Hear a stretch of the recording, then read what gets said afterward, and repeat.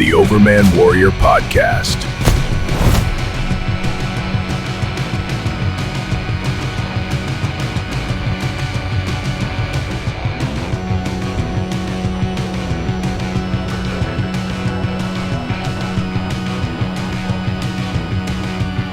Base, sample secured, ready for analysis. Copy, proceed to module. Understood, running diagnostic, all clear.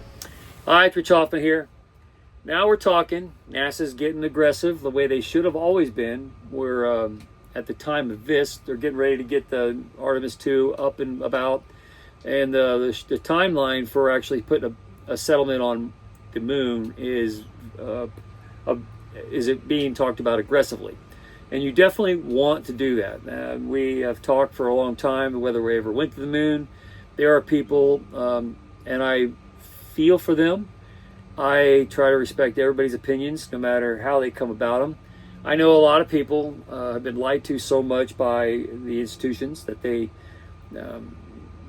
cleave to simplicity in order to make sense of things. And I think there's a lot to be said about simplistic viewpoints about the nature of reality, because people have to come to goodness in some way and attach themselves to it. But this discussion about whether the earth is flat, I've heard some really nice people that I like defend flat earth very aggressively, and I've heard some of those same people, and I've traveled around the world. I've seen the curvature of the earth. I understand the time zones. Ancient history understood it through mathematics. They understood the curvature of the earth, calculated it, and that's how they were able to plot all these constellation lineups. There are, the earth, so to prove it to them, we have to advance as a human culture, we have to go to space. I know there's the transhuman, the people who are afraid of human beings being eradicated, overlooked, evolution transpiring beyond them. And I understand, I get the worries, the fears, the intent. There's a lot of evil out there that certainly would love to mar up the human body, the temple of the human body, for experimental attempts to replace God by becoming God. It's a Tower of Babel issue. I get all the arguments, but here's the deal. Human beings, to advance, need to climb out of the cave and stop looking at the cave walls that Plato talked about in the Republic. Stop trying to figure out what all the little shadows mean, and actually get up from the pole and go outside and look around. And before that can happen, you got to get off the planet, and you got to go. And you can't just send little remote drones out there, which we've done. That's good. It's been driving the narrative, but you really need to get people out there, and you need people living in space in sustainable ways. A lot of people living in space, and we really need to drive the ball. And that's why I support robotics. That's why I support AI, and I will talk extensively about the benefits of AI. But I do respect people who are anxious about those next steps. And I'm certainly not a fan of the occult origins of NASA, but I do like NASA. And I want President Trump to do great things with NASA. And I want to see the Artemis program do exceptionally well. And I want to see exploration and settlement in space where it's routine and not exceptional. I want to see a space economy flourishing. And I want to see the human race come to terms with what the shadows on the wall always were. Most everything that I stand for or believe in is rooted in understanding knowledge and unlocking the keys. I don't want to sit there at a pole tied up and looking at the cave wall of Plato's allegory and trying to figure out the fire that's behind me casting shadows on that wall and what those shadows mean as they move around. I want to see what's actually making them. And then I want to go beyond the fire. I want to go out of the cave. I want to go look at the world outside. And for that, you have to get out in space. We have to finally come to terms with all this idea of different species of aliens that are floating around, because there's some good points made.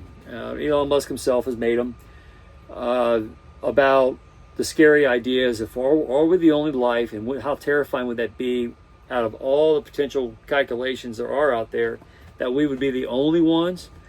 I think that's highly unlikely. I think there's evidence and proof everywhere, and I see it in the conspiracy cults of planet Earth that are trying to suppress the real origins, just like all cultures try to suppress the previous culture in ways so they can claim their own glory. I call it the second husband syndrome, where a second husband gets married, and as he's with his wife, he wonders how much his wife thinks about her previous husband, and it makes it even harder when she has kids with the other husband, and pretty soon he can go psycho, trying to forget about the second husband, and that's not how you want to behave. Of the first husband.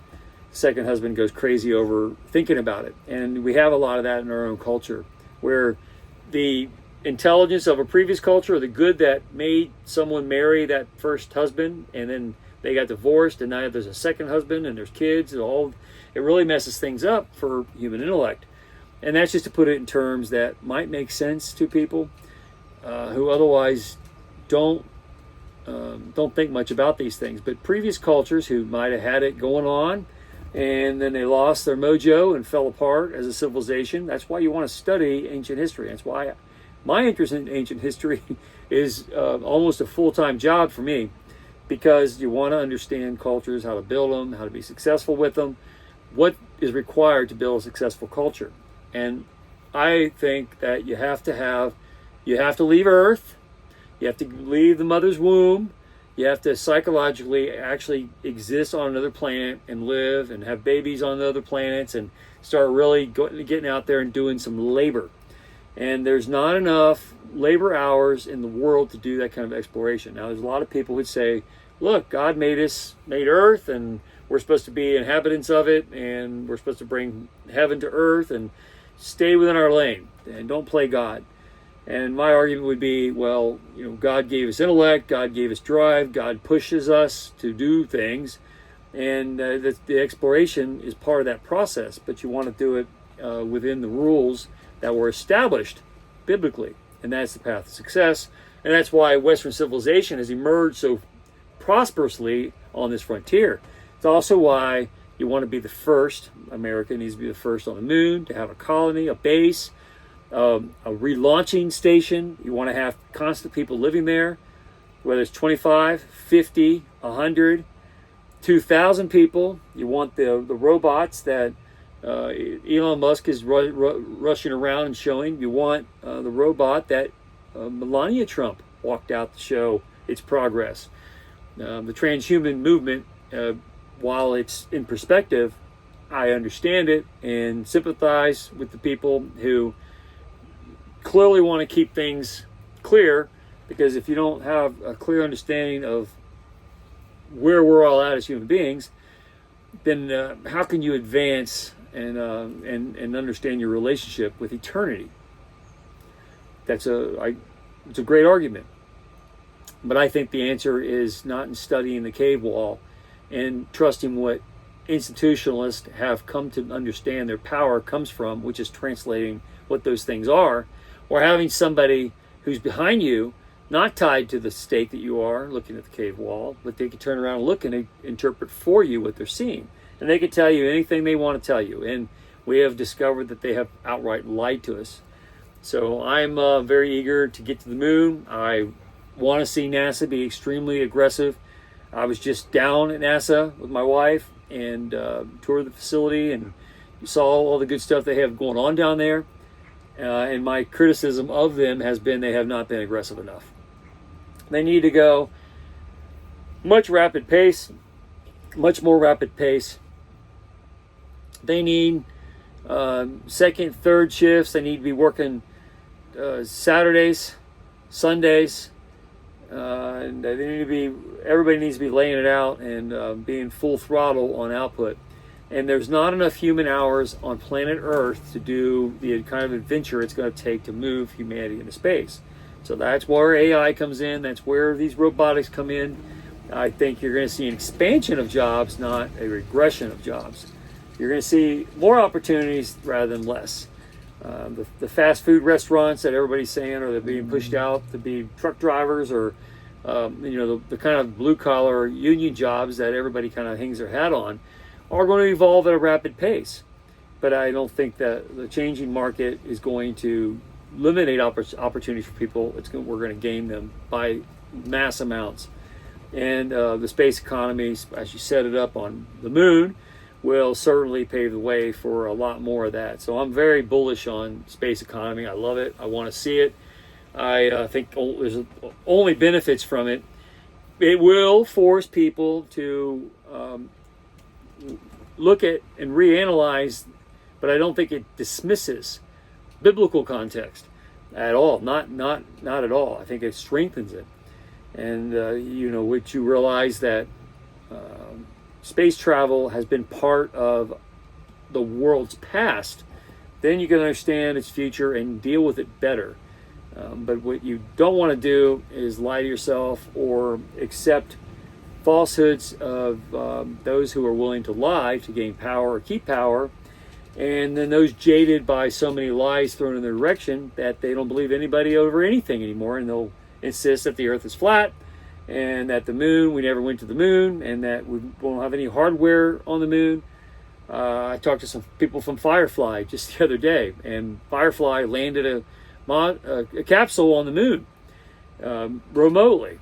Japan also did one. Theirs fell over, but Firefly landed right near the spot where we've had other hardware at, and the best way to convince everybody that it happened is to go there and start getting people coming and going on wonderful buses by Starship that are taking people constantly off planet, into space, to the moon, to Mars, back again, always moving. And you need thousands and thousands and thousands of people who are willing to go live and work in space. And you're going to need a lot of automated technology to facilitate them in those environments, because it's going to take a long time to have infrastructure, and they don't want to go and live on the moon and not have internet connections or not have power, not have the kind of luxuries that you can have on Earth. Who wants to go live in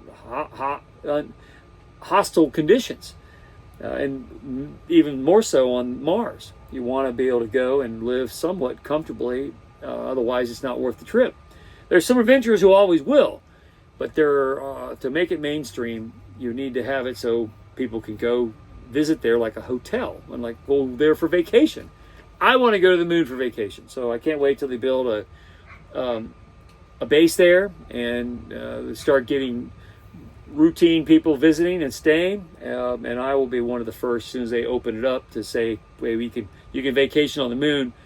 I and my wife will be one of the first to do it, and very enthusiastically. And I want that opportunity. So let's go to the moon. I like seeing NASA get aggressive, and I want to see the Artemis program compress its timeline dramatically. And I want them to get to SpaceX speed, and SpaceX needs to get their next Starship up and out aggressively as well. We've got to put that thing to bed, and we need to get this routine space travel underway and get the space economy flourishing.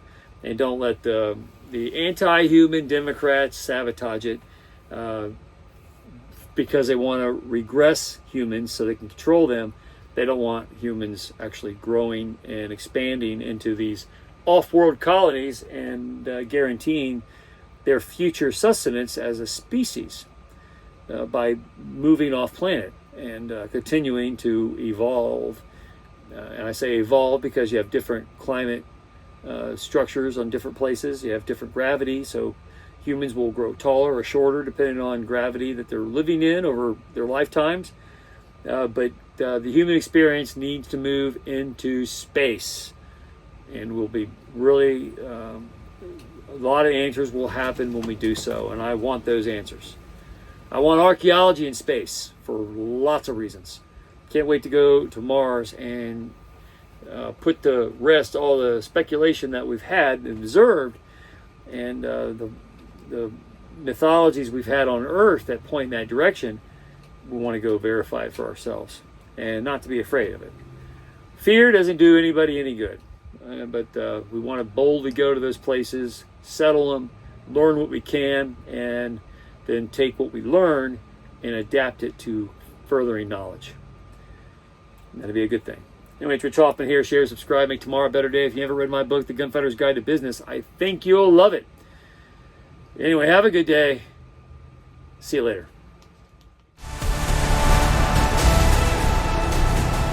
Thank you for listening.